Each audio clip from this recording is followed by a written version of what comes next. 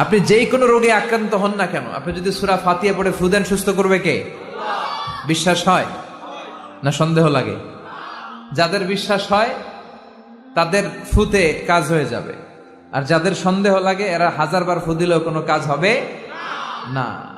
3 কুল, সূরাতুল ইখলাস, সূরাতুল ফালাক, আর একটা সূরাতুন নাস, এগুলো পড়ে ফু দিবেন, অসুস্থ ব্যক্তি সুস্থ হয়ে যাবে। তাহলে অসুস্থ হলে কোন সূরা পড়ে ফু দিবেন? কথা বলেন। হুজুরের কাছে গেলে হুজুর এটা পড়েই ফু দেয়, প্যারাসিটামল 3 বেলার মতো। সব রোগের জন্য কোন সূরা?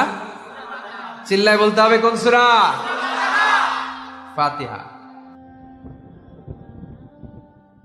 বিষ্ণু বলতেন, হায়াতাকা ক্বাবলা মাউতিক, মৃত্যু আসার আগে জীবনকে কাজে লাগাও। এই জীবন আল্লাহর দেয়া সবচেয়ে দামি উপহার আমাদের জন্য, এটাকে যেন আমরা কাজে লাগাই। এরপর বিষ্ণু সাল্লাল্লাহু আলাইহি ওয়াসাল্লাম বললেন, সিহহাতাকা ক্বাবলা মারাদিক ক্বাবলা সাকমিক, তোমার অসুস্থতা আসার আগে তুমি তোমার সুস্থ সময়টাকে ইসলামের পক্ষে কাজে লাগাও। আমরা যখন অসুস্থ থাকি তখন আমাদের কিছু করার ক্ষমতা থাকে? এই যে এখন আমরা সুস্থ যে রইলাম, আমাদেরকে সুস্থ রাখলো কে? এই সুস্থতার মর্যাদা যেন আমরা বুঝি। বিষ্ণু বলেছেন, ইযা ইসতাআনতা ফাসতাইন বিল্লাহ, সাহায্য চাইতে হলে আল্লাহর কাছে চাও, কিছু চাইলে আল্লাহর কাছে চাও, সাহায্যের দরকার হলে একজনের কাছে হাত পাতো, তিনি কে? অনেকে কি দিয়ে ঝাড়ফুঁক করবে খুঁজে পায় না, আছে না নাই? আপনি সূরাতুল ফাতিহা পড়ে ঝাড়ফুঁক করবেন। অসুস্থ ব্যক্তির গায়ে সূরা ফাতিহা পড়ে ফু দিলে সুস্থ করে দেয় কে?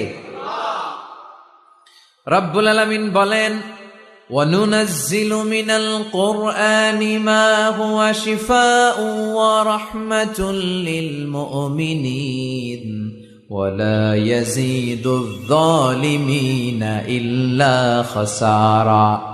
আল্লাহ বললেন, আমি কোরআনের মধ্যে শিফা রেখেছি, এই আল কোরআন আল কারীমের ভেতরে আমি আল্লাহ রহমত দিয়েছি। কোরআন পড়ে ফু দিলে অসুস্থ ব্যক্তিরে সুস্থ করে দেয় কে? আপনি যেই কোনো রোগে আক্রান্ত হন না কেন, আপনি যদি সূরা ফাতিহা পড়ে ফু দেন, সুস্থ করবে কে? বিশ্বাস হয় না সন্দেহ লাগে?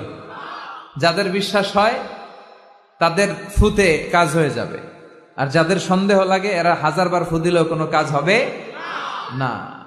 বিষ্ণু সাল্লাল্লাহু আলাইহি ওয়াসাল্লাম সূরা ফাতিহা পড়ে সাহাবাদেরকে ফু দিতেন।